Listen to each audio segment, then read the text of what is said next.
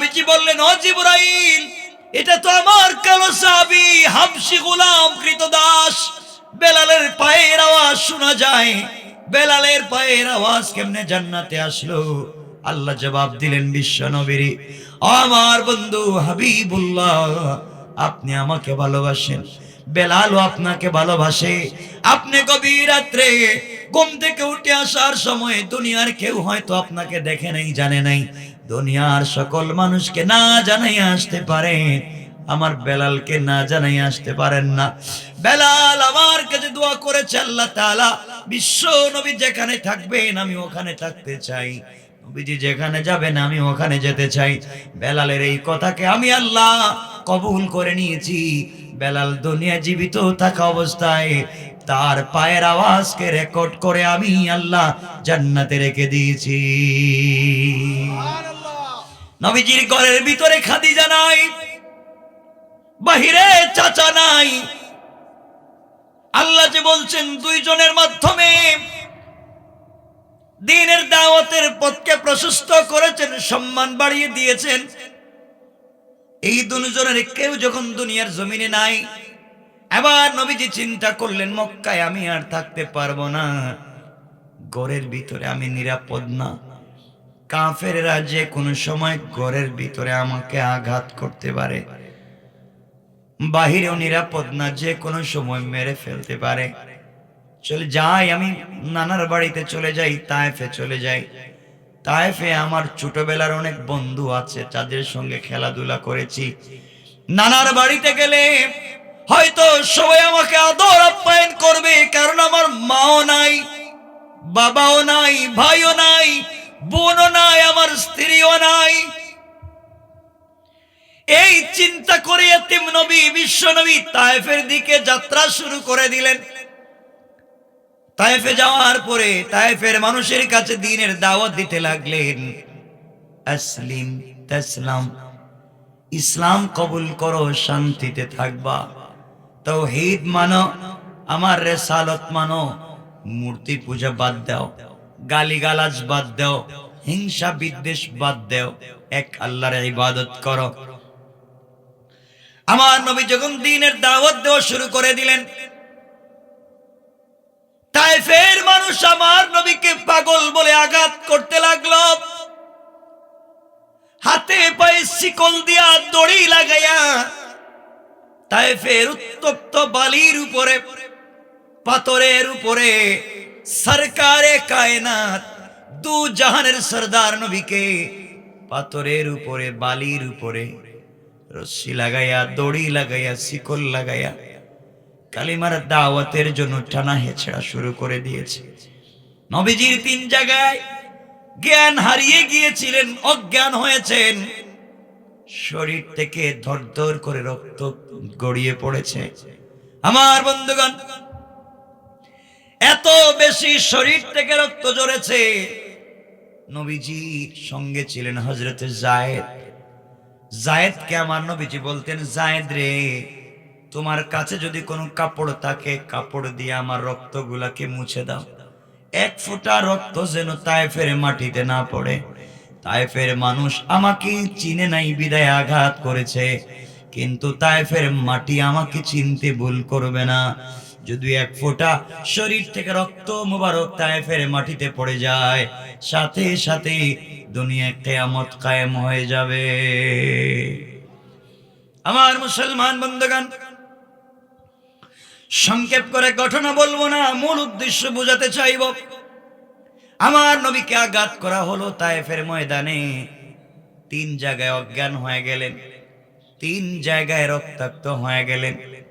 3 জায়গায় রক্তাক্ত হওয়ার পরে যখন জ্ঞান ফিরল, একজন ফেরেশতা এক বক্তব্য দিতে লাগলেন।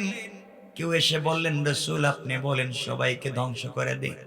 কেউ বলছেন 2 পাহাড়কে একত্রিত করে ধ্বংস করে দেই। কেউ বলছেন জমিনটাকে আসমানের দিকে উঠাইয়া নিচের দিকে ফেলে কওমে লূত আদ সামুদের মতো হত্যা করে ফেলি। আমার নবীজি ডেকে বললেন, ফেরেশতারা, যার জন্য এত মাইর খাইলাম, যার জন্য এত রক্ত জড়ালাম, সে আল্লাহর নাম কে নিবে তোমরা যদি তাদেরকে মেরে ফেলো? যারা আমাকে আঘাত করেছে ওরা আমাকে বুঝে নাই, আমি রাসূল এই মুহূর্তে তাদেরকে ক্ষমা করে দিলাম। কেমন নবীজি ছিলেন, কেমন ছিল তার আদর্শ! আমার বন্ধুগণ, এবার নবীজি বিশ্ব নবী চিন্তা করলেন কোন জায়গায় থাকবার জায়গা নাই, যেখানেই যাবেন নির্যাতনের শিকার হবেন, আঘাতপ্রাপ্ত হবেন। হঠাৎ মনে পড়েছে আল্লাহ তাকে বলছিলেন ওয়ারাফা'না লাকা যিকরাক, বন্ধু আপনাকে সম্মান দিয়েছি। সম্মানটা কোথায়? বাড়িতে গেলেও পিটায়, রাস্তায় বের হলেও পিটায়, নানার বাড়ি গেলেও পিটায়, ঘরে থাকতে দেয় না। সম্মানের তো কিছুই আমি পাই না। কেমন সম্মান আল্লাহ দিলেন! ঘরেও মায়ের, বাহিরেও মায়ের, নানার বাড়িতেও মায়ের। এই কথা আমার নবীজির মনের ভিতরে জেগে গেল। আল্লাহ যদি আমাকে এত সম্মান দিয়েছেন, আমি তো সম্মানের কিছুই দেখতেছি না, শুধু মায়ের খাচ্ছি। এই কথাগুলো বলে চিন্তা করলেন রাত্রবেলা আমি কোথায় থাকবো? নিজের বাড়িতে যেতে পারবো না, তায়েফেও থাকতে পারবো না, কোথায় যাব? চিন্তা করে আমার নবীজি চিন্তা করলেন উম্মে হানির বাড়িতে চলে যাই। উম্মে হানির বাড়িতে গেলেন, ডাক দিয়ে বললেন বোন রে, তোমার বাড়িতে কি আমাকে থাকবার মতো জায়গা করে দেওয়া যায়? উম্মে হানি একটা রুম দেখিয়ে বললেন ভাই এখানে থাকতে পারো আজকের রাত্র। আমার বন্ধুগণ, লম্বা কথা সংক্ষেপ করে বোঝাচ্ছি। আমার নবীজি রাত্রবেলা গিয়েছেন, শরীরের দিকে তাকায় দেখেন যেদিকে তাকায় দিকে রক্ত লেগে আছে, চামড়ার থেকে রক্ত বের হয়, শরীর মুবারক ফুলে গিয়েছে, গোটা বডিতে ব্যথা, কথা বলতে পারতেছেন না, গোটা বডিতে আঘাতের চিহ্ন। আমাদের মা আয়েশা সিদ্দিকা রাদিয়াল্লাহু তাআলা আনহা যখন আমার নবীজিকে গোসল করাতেন, একদিন গোসল করাতে যখন শরীরের মধ্যে পানি ডাললেন, পিঠের মধ্যে পানি ডাললেন, চিৎকার করে ডাক দিয়া বলছেন স্বামী আমার, আপনার কি কোনোদিন বসন্ত রোগ হয়েছে? পিঠের মধ্যে এত বড় বড় কালো দাগ কিসের? আপনার শরীরে কোনো দাগ থাকবার তো কথা না, কারণ চাঁদের মধ্যেও কালো দাগ আছে, কিন্তু আপনার চেহারায় কোনো দাগ নাই, পিঠের মধ্যে এত দাগ আসলো কোত্থেকে? আমার নবীজি বললেন আয়েশা, আমার জীবনে কোনোদিন বসন্ত রোগ হয় নাই রে। দিনের দাওয়াত আর কালিমার দাওয়াত নিয়ে তায়েফে গিয়েছিলাম, তায়েফের মানুষ আমাকে পাগল বলে, পাগল বলে, পাথর দিয়ে যে আঘাত করেছে, আঘাত চলে গিয়েছে, দাগ এখনো মুছে যায় নাই। আমার বন্ধুগণ, আমার নবী দ্বীনের জন্য এত কষ্ট করলেন। রাত্রবেলা মানুষ যখন একা হয়, অনেক দুঃখের স্মৃতি মনে পড়ে, পড়ে না? আপনারা মনে হয় কথা বলবেন না, পড়ে, মনে পড়ে? মানুষ একা হলে দুঃখের স্মৃতি মনে পড়ে না? আমার নবীজি গভীর রজনীতে একা যখন বসে আছেন, অনেক স্মৃতি মনে পড়েছে। আহারে, কেউ নাই দিকে আমাকে মানুষ পিটায়, আমি কালিমার দাওয়াত দিই আমাকে মানুষ মারে, শরীরের দিকে তাকায় দেখেন কাপড়গুলা ছেঁড়া, জুতা মুবারক পর্যন্ত ছিঁড়ে গিয়েছে। নবীজি কাঁদতেছেন। আল্লাহ বললেন আমাকে দ্বীনের দাওয়াত দিয়েছেন, আমি তো দ্বীনের দাওয়াতের কিছুই পাই, আমাকে নাকি সম্মান দিয়েছেন, আমি তো সম্মানের কিছুই পাইতেছি না। আল্লাহর সহ্য হলো না। আল্লাহ সাথে সাথে জিবরিল আমিনকে পাঠাইয়া দিলেন, ও জিবরাইল, এই মুহূর্তে আমার বন্ধুর কাছে যাও, যার কারণে আমি আরশ কুরসি লৌহ কলম সব তৈরি করেছি। আদম যখন মাটি আর পানির মধ্যে গড়াগড়ি করেন, ওই সময় যাকে রসুল হিসাবে স্বীকৃতি দিয়েছি, রসুল হিসাবে তৈরি করেছি, আমার নবী আজকে কষ্ট পাবেন, আমি আরশে আজিম বসে থাকবো, হবে না। নবী বলতেছেন সম্মান দিয়েছি, তিনি বুঝেন নাই, এই মুহূর্তে নিয়ে যাও, আমার পরে পৃথিবীর সব থেকে বড় সম্মান এই মুহূর্তে আমি আল্লাহ তাকে দিতে চাই। সবাই পড়েন সুবহানাল্লাহ। জিবরিল আমিন আমার নবীর কাছে পৌঁছে গেলেন। নবীজিকে ডাক দিয়া বললেন, পয়গম্বরে আরবি ঘুম থেকে উঠেন। আমার নবীজি ঘুম থেকে উঠলেন।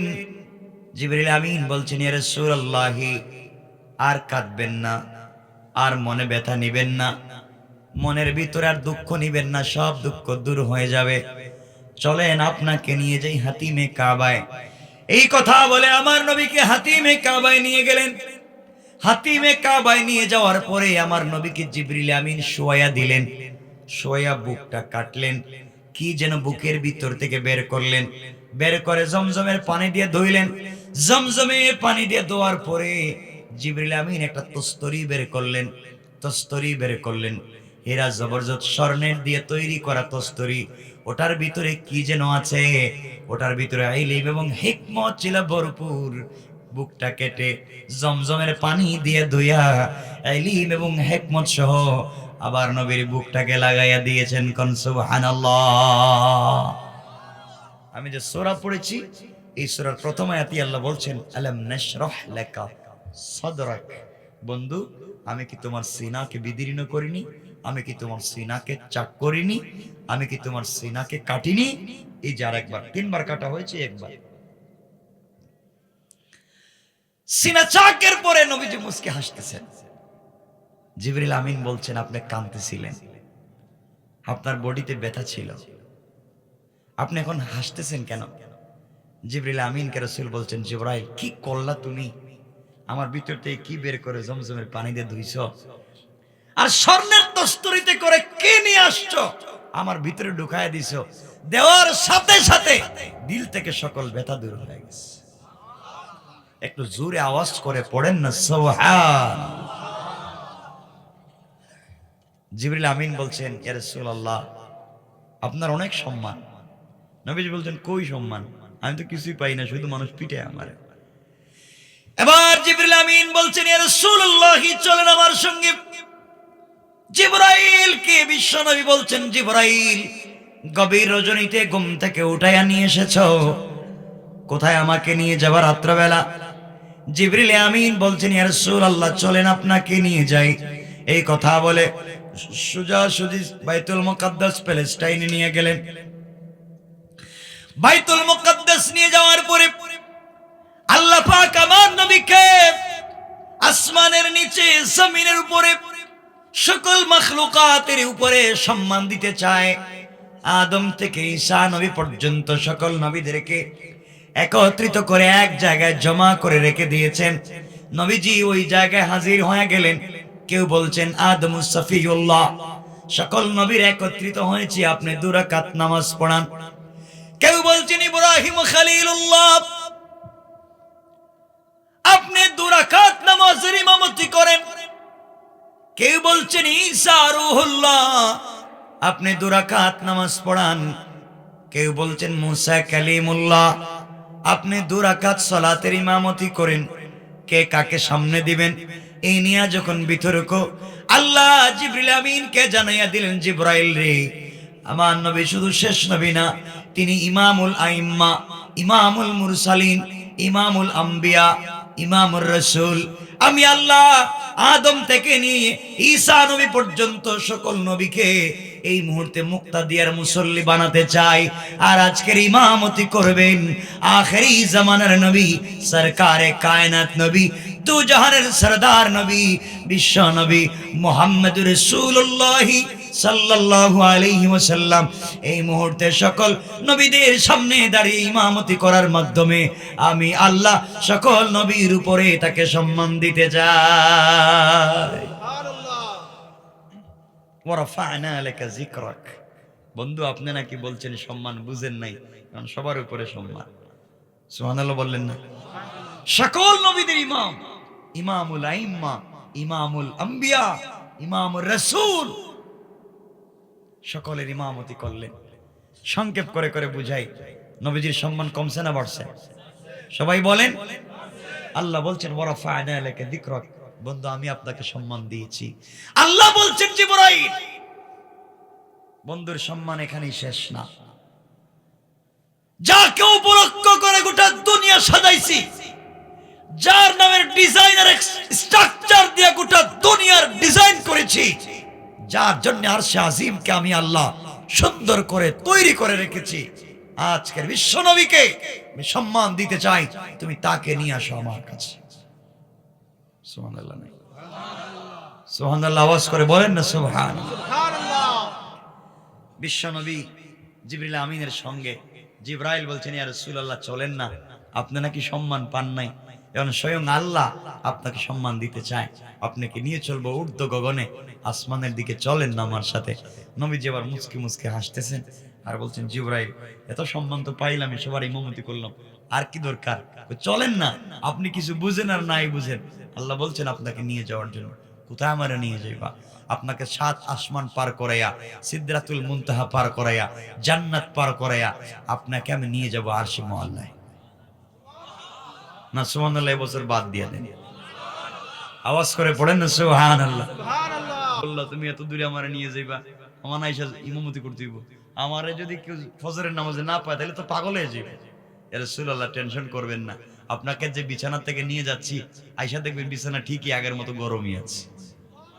আল্লাহু আকবার, সব ঠিক আছে। ওয়া রাফা'না লাকা যিকরাক, আপনার মুআজিজা, আপনার সম্মান দেখাতে চাই। আমার মুসলমান বন্ধুগণ গভীর মনোযোগ।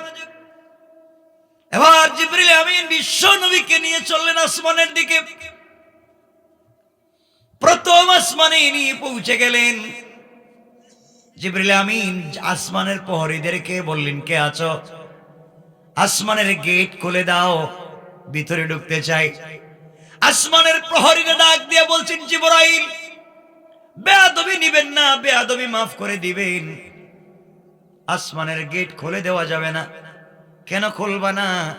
যেই নবীর জন্য আল্লাহ সব বানিয়েছেন, যেই বিশ্ব নবীর জন্য আল্লাহ প্রথম আসমান থেকে জান্নাতুল ফিরদাউস পর্যন্ত ডিজাইন করেছেন, আল্লাহ তাআলা প্রথম আসমানের গেট থেকে আরশে মুআল্লা পর্যন্ত সকল জায়গার মধ্যে আল্লাহ রাব্বুল ইজ্জত ওয়াল জালাল ডিজাইন করে দিয়েছেন, লাল গালিচা বসিয়েছেন, জান্নাতুল ফিরদাউস থেকে কাঁচা ফুল এনে ছিটাইয়া দিয়েছেন, জান্নাতুন নাঈম থেকে নিয়ামত এনেছেন, দারুস সালাম থেকে ঝড় লাইট গুলো লাগাইয়া দিয়েছেন।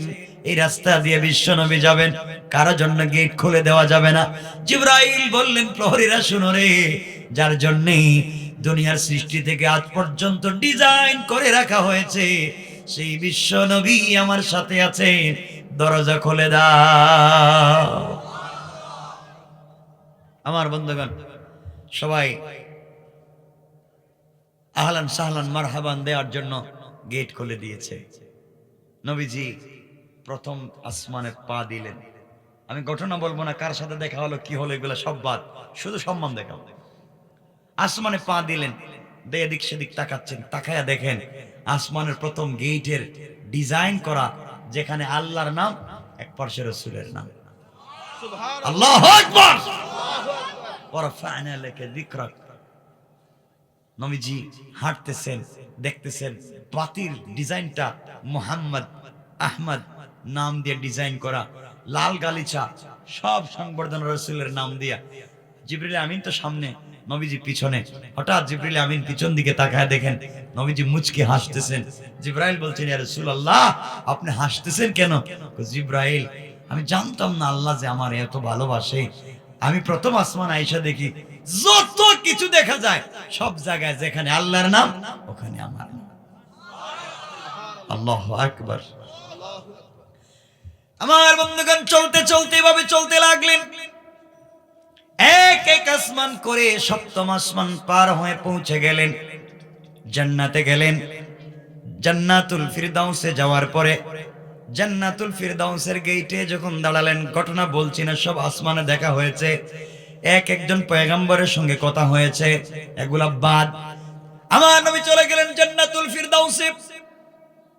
ওখানে যাওয়ার পরে বিশ্ব নবী সাল্লাল্লাহু আলাইহি ওয়াসাল্লাম জান্নাতের গেটে তাকায়া দেখেন, জান্নাতের গেটে যত ডিজাইন করা আছে সকল ডিজাইন হচ্ছে আমার নবীর নাম দিয়া। নবীজি গেটের দিকে তাকাচ্ছেন, হযরত জিবরিল আমিন তো ভিতরে পৌঁছে গেছেন। নবীজিকে জিবরাইল আমিন বলছেন, রাসূলুল্লাহ আপনি গেইটে কেন ভিতরে আসেন না? নবীজি ভিতরে গেছেন। জিবরাইল বলছেন, এটা আপনার আবু বকরের বাড়ি, এটা ওমরের বাড়ি, এটা ওসমানের বাড়ি, ওটা আলীর বাড়ি। নবীজি ওগুলা দেখাচ্ছেন, নবীজিকে দেখাচ্ছেন জিবরিল আমিন একটা একটা করে। নবীজি তাকাচ্ছেন, এক বাড়ি থেকে আরেক বাড়ি সুন্দর, কিন্তু যত বাড়ি দেখা যায়, যত গেইটই দেখা যায়, সকল গেইটের ডিজাইন করা আমার নবীর নাম দিয়া। ওয়ারাফা'না লাকা যিকরাক, সম্মান দিয়েছেন কে? আওয়াজ করে বলেন কে?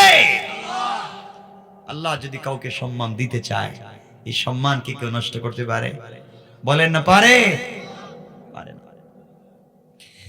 এজন্য মনে রাখবেন, এলাকা যাদেরকে আল্লাহ কোটি কোটি টাকার মালিক বানিয়েছেন, মিল ফ্যাক্টরি কলকারখানা শিল্পের মালিক বানিয়েছেন, আপনি যদি আপনার সম্পদের কারণে আপনি অহংকার করে বসেন, যে আল্লাহ আপনাকে কোটি টাকার মালিক বানিয়েছেন, আপনাকে সম্পদশালী বানিয়েছেন, রাস্তায় চলবার পথে আপনার 3 কোটি টাকা দামের গাড়ির গ্লাস আপনি খুলেন না, গাড়ির গ্লাস খুলতে পারেন না, একজন ভিক্ষুক হাত উঠে বলছে আমাকে 1টা টাকা দেন, আমি প্যারালাইসিস, আমি অসুস্থ, আপনি 1টা টাকা দিতে পারেন না। মনে রাখবেন, এই লোকটাকে, ভিক্ষুককে যে আল্লাহ ভিক্ষার ভাঙ্গা থালা দিয়ে রাস্তায় বসিয়েছেন, এই আল্লাহ আপনাকে 1 কোটি 2 কোটি টাকা দামের প্রাইভেটে বসিয়েছেন। আপনিও যদি অহংকার করেন, আমার আল্লাহ চাইলে এই ভিক্ষুকের হাত থেকে ভিক্ষার ভাঙ্গা থালা ফেলে দিয়া তাকে প্রাইভেটে বসাইয়া আপনার হাতে ভিক্ষার ভাঙ্গা থালা ধরাইয়া রাস্তায় নামাইয়া দিতে 1 মিনিটও দেরি হবে না। পারবেন নি আল্লাহ? আমার বন্ধুগণ, নবীজি গেলেন,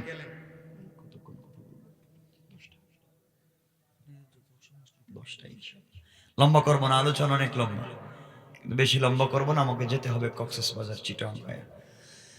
আমার মুসলমান বন্ধুগণ, গভীর মনোযোগ। আমার নবী জান্নাতুল ফিরদাউসে গেলেন, যাওয়ার পরে শুনেন হঠাৎ করে আমার নবীজি তার সামনে দিয়ে যেন কে হেঁটে যায়। জিবরিল আমিন কে বলছেন, জিবরাইল বলো তো আমার আগেই তো জান্নাতে কেউ আসছে কি? জিবরাইল বলছেন, ইয়া রাসূলুল্লাহ কেউ আসে নাই। তাহলে বলো কার পায়ের আওয়াজ শোনা যায়? জিবরিল আমিন বলছেন, ইয়া রাসূলুল্লাহ আপনি একটু চেক করে দেখেন কার পায়ের আওয়াজ শোনা যায়। নবীজি ফলো করে দেখেন, এটা তো খড়মের আওয়াজ শোনা যায়, কাঠের জুতার আওয়াজ শোনা যায়। দুনিয়ার জমিনে কাঠের জুতা আমার বেলাল ছাড়া কেউ পড়ে না। আমার নবীজি বললেন, ও জিবরাইল এটা তো আমার কালো সাহাবী হাবশী গোলাম কৃতদাস বেলালের পায়ের আওয়াজ শোনা যায়। বেলালের পায়ের আওয়াজ কেমনে জান্নাতে আসলো?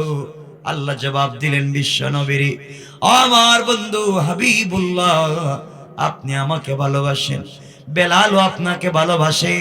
আপনি গভীর রাত্রে ঘুম থেকে উঠে আসার সময় দুনিয়ার কেউ হয়তো আপনাকে দেখে নাই, জানে নাই, দুনিয়ার সকল মানুষকে না জানাই আসতে পারেন, আমার বেলালকে না জানাই আসতে পারেন না। বেলাল আমার কাছে দোয়া করেছে, আল্লাহ তাআলা বিশ্ব নবী যেখানে থাকবেন আমি ওখানে থাকতে চাই, নবীজি যেখানে যাবেন আমি ওখানে যেতে চাই। বেলালের এই কথাকে আমি আল্লাহ কবুল করে নিয়েছি। বেলাল দুনিয়া জীবিত থাকা অবস্থায় তার পায়ের আওয়াজকে রেকর্ড করে আমি আল্লাহ জান্নাতে রেখে দিয়েছি। আমার নবী জান্নাতে আর একটু ভিতরে গেলেন। আখরাজান নাসাই মিন তরিক যুহরিয়া নুরওয়াতা আয়েশা রাদিয়াল্লাহু তাআলা আনহা قالت قال رسول الله صلى الله عليه وسلم دخلت الجنة فسمعت قراءة فقلت من هذا فقيل حارثة بن النعمان فقال رسول الله صلى الله عليه وسلم كذلكم البر وكان برا بأمه। আমার নবী যার একটু সামনে গেলেন, যাওয়ার পরে শুনেন জান্নাতুল ফিরদাউসের ভিতরে কে যেন মধুর কণ্ঠে কোরআন তিলাওয়াত করে যায়। নবীজি জিবরাইলকে বলছেন, জিবরাইল জান্নাতের ভিতরে এত সুন্দর করে কোরআন শরীফ পড়ে কে আমার আগে কেউ আসছে নাকি? জিবরাইল ডাক দিয়া বলছেন, ইয়া রাসূলুল্লাহ না, আপনার আগে কেউ জান্নাতে আসে নাই। জিবরাইল বলো তাহলে জান্নাতের ভিতরে কোরআন তেলাওয়াত করে কে? জিবরাইল জবাব দিলেন, ইয়া রাসূলুল্লাহ, আপনি একটু লক্ষ্য করে দেখেন। জিবরিল আমিনের কথায় বিশ্ব নবী কান লাগাইয়া শুনেন। এর কেউ না, তার গরিব সাহাবী, ছোট্ট সাহাবী হারিসা ইবনে নুমানের কোরআনের তেলাওয়াত শোনা যায়। জিজ্ঞাসা করলেন, জিবরাইল বলো, হারিসা ইবনে নুমান খেত খামারে কাজ করে, গরিব মানুষ, তার আওয়াজ কেমনে জান্নাত পর্যন্ত পৌঁছে গেল? জবাব আসলো, জিবরাইল জবাব দিলেন, ইয়া রাসূলুল্লাহ, আপনি জানবেন কেমনে? হারিসা ইবনে নুমান গতকালকে মায়ের খিদমত করেছে, মা তার খিদমতের উপরে সন্তুষ্ট হয়ে আল্লাহর দরবারে দুইটা হাত উঠাইয়া দোয়া করেছে।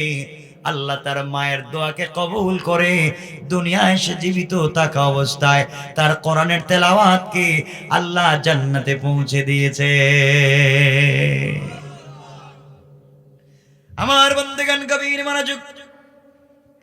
এভাবে আমার নবীজি চলতে লাগলেন। সংক্ষেপ করে করে বলি, জান্নাতে গেলেন, সবগুলা জান্নাত দেখলেন। ইসরাফিলের অফিসে গেলেন, ইসরাফিলকে সালাম দিয়েছিলেন। ইসরাফিল প্রথমে জবাব দেন নাই। এরপরে আজরাইলের অফিসে গিয়েছেন, কথা বলেছেন। ওখানে আজরাইলের বিশাল বড় অফিস, সবার নাম বাবার নাম লেখা আছে। আমার বন্ধুগণ সব থেকে বের হলেন, জাহান্নামে দেখলেন। লম্বা ঘটনা, সব জায়গা থেকে বের হয়ে সিদরাতুল মুনতাহায় গেলেন। সিদরাতুল মানে বড়ই গাছ, কুল গাছ। মুনতাহা মানে শেষ প্রান্তরের ইন্তেহা, সৃষ্টির শেষ প্রান্তরে একটা বড়ই গাছ আছে। নবীজি বলেন, এক একটা বড়ই 10 থেকে 70 মণ ওজন। আসতে বললেন সুবহানাল্লাহ। এক একটা পাতা হাতির কানের চাইতে বড়। আল্লাহু আকবার। জিবরিল আমিন রাসূলের পাককে ওখানে নিয়ে গেছেন সিদরাতুল মুনতাহায়, সৃষ্টির শেষ প্রান্তরের বড়ই গাছের নিচে। নবীজি ওখানে গেছেন, জিবরাইল দেখাচ্ছেন, দেখেন এই যে গাছ, এই যে সব। নবীজি গাছের পাতায় হাত দিয়া এতটুকুন হাসলেন, নবীজির মুখের সামনের দাঁত মোবারক বের হয়ে গেল, হাসির আওয়াজ হলো। জিবরাইল বলছেন, ইয়া রাসূলুল্লাহ, আপনাকে কান্নারত অবস্থায় ঘুম থেকে উঠে নিয়ে আসছি, আপনি তো হাসতেছেন। বলতেন, জিবরাইল জানিস না, আল্লাহ যে আমাকে এত ভালোবাসতেন আমি জানতাম না। গাছে আইসা দেখি গাছের পাতায় হাত দিয়া, গাছের কাঁচা পাতায়ও এক সাইডে আল্লাহর নাম, অপর সাইডে আমার নাম। সুবহানাল্লাহ, আল্লাহু আকবার, আল্লাহু আকবার। ওয়া রাফা'না লাকা যিকরাক। সম্মান দিয়েছেন কে? আওয়াজ করে বলেন কে? আমার বন্ধুগণ, বিশ্বনবী দেখতে লাগলেন এই সিদরাতুল মুনতাহা একটা কঠিন ইতিহাস আছে, কঠিন একটা ইতিহাস আছে সিদরাতুল মুনতাহায়। এটা বললে আলোচনা অন্যদিকে চলে যাবে। আশ্চর্য একটা ঘটনা আছে, যে ঘটনা 4 ধরনের হয়ে থাকে। আমরা সেদিকে যাব না। সিদরাতুল মুনতাহায় বিশ্বনবী, আবার জিবরিল আমিন বলছেন, ইয়া রাসূলুল্লাহ, ইয়া হাবিবাল্লাহ, পয়গম্বরে আরবি, বেয়াদবি মাফ করবেন, আপনার সঙ্গে কিছু কথা বলতে চাই। নবীজি বলছেন, জিবরাইল কি বলতে চাও?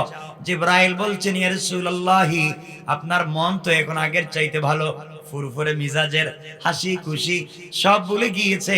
কোথায় ছিলেন? জমিনে। আসছেন সিদরাতুল মুনতাহায়। আমার নবী বলছেন, জিবরাইল, আমার আল্লাহ আমাকে তো ভালোবাসে, তো সম্মান দিয়েছে, আমি জানতাম না এত ভালোবাসেন। আবার জিবরাইল বলছেন, ইয়া রাসূলুল্লাহ, এই যে আমার পাসপোর্ট, পাসপোর্টে ভিসা আছে, পাসপোর্টের মেয়াদ আছে, ভিসার মেয়াদও আছে, কিন্তু আপনি যেই রাস্তা দিয়ে যাবেন এই রোড পারমিট আমার কাছে নাই, আমি রাস্তা দিয়ে যেতে পারবো না, আপনাকে ওখানে দাঁড় করে রেখে দিলাম। আমি এখান থেকে আপনার কাছ থেকে বিদায় নিতে চাই, সামনে আর যেতে পারবো না। সামনে আমি গেলে আমার 600 নূরে ডানা জ্বলে পুড়ে সারখার হয়ে যাবে, কিন্তু আপনি গেলে সম্মান বেড়ে যাবে। আমার বন্ধুগণ, বিশ্বনবী বলছেন, জিবরাইল রে কি বলছো? তুমি আমাকে ঘুম থেকে উঠাইয়া নিয়ে এসেছো, তুমি জানো আমার কেউ নাই, দুনিয়ার জমিনে আমার মা নাই, দুনিয়ার জমিনে আমার বাবা নাই, দুনিয়ার জমিনে আমার ভাই নাই, বন্ধু নাই, দুনিয়ার জমিনে আমার স্ত্রী খাদিজা নাই, দুনিয়ার জমিনে আমার চাচাও নাই। তুমি আমাকে সিদরাতুল মুনতাহায় গাছের নিচে বসায় রাইখা চলে যাও, একা একা আমি কোথায় যাব, রাস্তাঘাট তো চিনি না। এবার জিবরাইল বলছেন, পয়গম্বরে আরবি, এখান থেকে আরশে মুআল্লা পর্যন্ত স্পেশাল একটা লাল গালিচার রাস্তা আমার আল্লাহ নিজের কুদরতের হাত দিয়ে তৈরি করেছেন। পৃথিবীর কেউ এই রাস্তা দিয়ে যেতে পারবে না।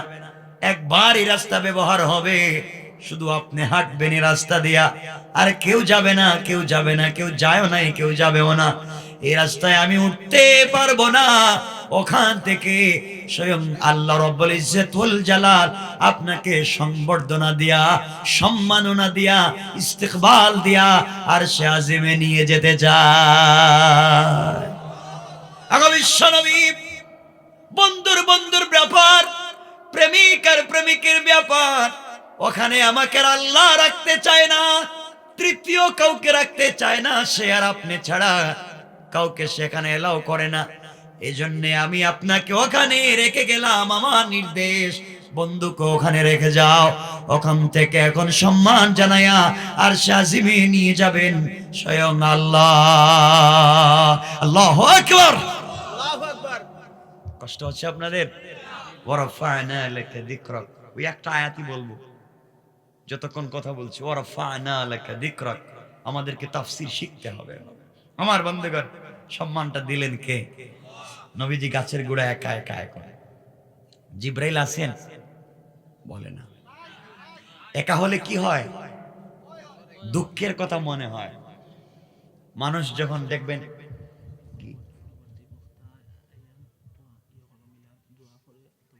ইনশাআল্লাহ আমি বলে দেব না, মোহাম্মদ আমিরুল ইসলাম, ইমাম বরমচাল কেন্দ্রীয় জামে মসজিদ, হযরত মাওলানা আমিরুল ইসলাম, ইমাম বরমচাল মাধবপুর কেন্দ্রীয় জামে মসজিদ। আমার পরে ভাই আসবেন, চমৎকার কথা বলবেন, আপনারা কথা শুনবেন। তাবারুক আছে, তাবারুক, গরম তাবারুক দিকে সবাই খেয়ে যাবেন, আর সবাই খাবেন, কেউ যাবেন না ওইটা, আমরা কথা দেন। সবাই কিন্তু বলেন নেই, আরেকটু বলেন না। এই তো আমি খুশি, আপনারা থাকবেন ইনশাআল্লাহ, কেউ যাবেন না। আমার বন্ধুগণ, কথা শুনেন কি বলতে চাই।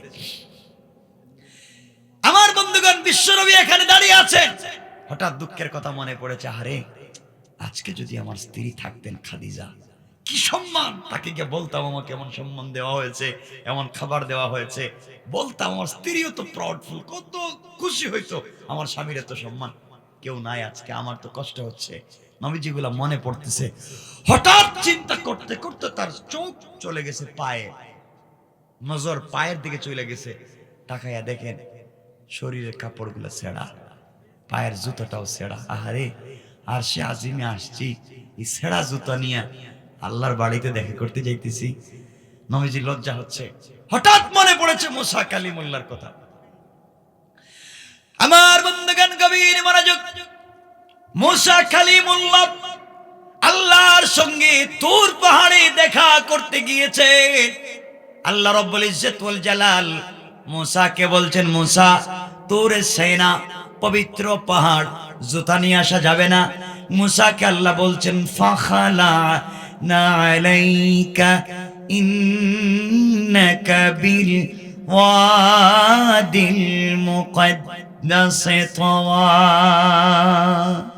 ও মুসা, এটা পবিত্র পাহাড়, জুতা নিয়ে উঠা যাবে না। পাহাড়ে উঠতে গেলে জুতা খুলে উঠতে হবে।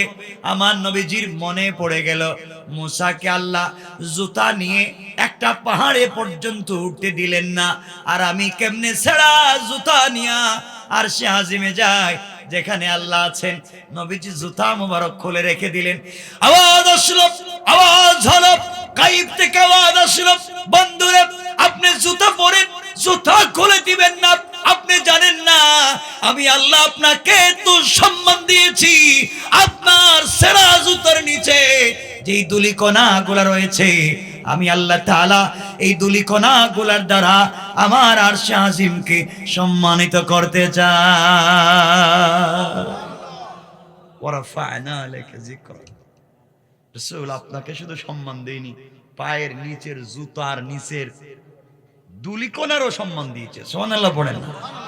ওয়ারাফা'না লাকা যিকরাক। আমার বন্ধুগণ, এক পর্যায়ে বিশ্ব নবী সাল্লাল্লাহু আলাইহি ওয়াসাল্লাম পৌঁছে গেলেন, আরশে আজিমে পৌঁছে গেলেন। ৩-৪টা বর্ণনা এসেছে, আমরা একটা বলবো কোরআনের আয়াত, ফাকাবা কাউসাইনি আও আদনা। ধনুক বাঁকা করলে, ধনুকে তো বাঁকা করলে যত কাছাকাছি আসে, আল্লাহ এবং তার রাসূল সামনাসামনি কাছাকাছি বসে নিজে সরাসরি দেখে কথা বলেছেন। পড়েন সুবহানাল্লাহ।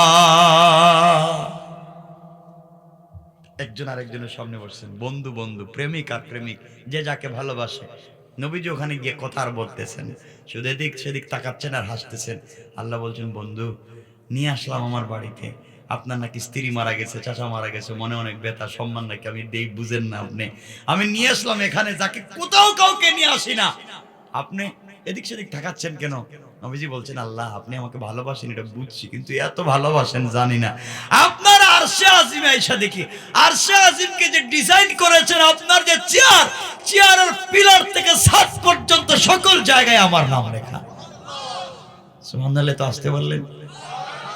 দেখবেন অনেক এখানে বয়ফ্রেন্ড আছে, তাদের গার্লফ্রেন্ডকে এত ভালোবাসে, চামড়া জ্বালাইয়া নাম লেখে, ঠিক কিনা বল? পুরা বডিতে নাম লিখে ফেলে, যেখানে পায় এখানে নাম লেখে। কি নাম লেখে? বল্টু। অনেকটা বললাম আর কি। তার গার্লফ্রেন্ডের যা নাম পায় এটাই, যত জায়গা আছে সব জায়গায় লিখে ভরায় দেয়, কারণ তার ভাল লাগে। এজন্য এটা হালাল না, এটা হারাম। এদিকে যাচ্ছি না আজকে, কারণ তোমাদের তো শুধু গার্লফ্রেন্ড আর বয়ফ্রেন্ড ছাড়া তো বাঁচতে পারো না। শয়তানি, সব শয়তানি। রাসূল পাককে তো আল্লাহ ভালোবাসেন, এই জন্য পুরো আরশে আজিমটা তার নাম দিয়ে সাজায় রাইখা দিয়েছেন। সুবহানাল্লাহ পড়েন না?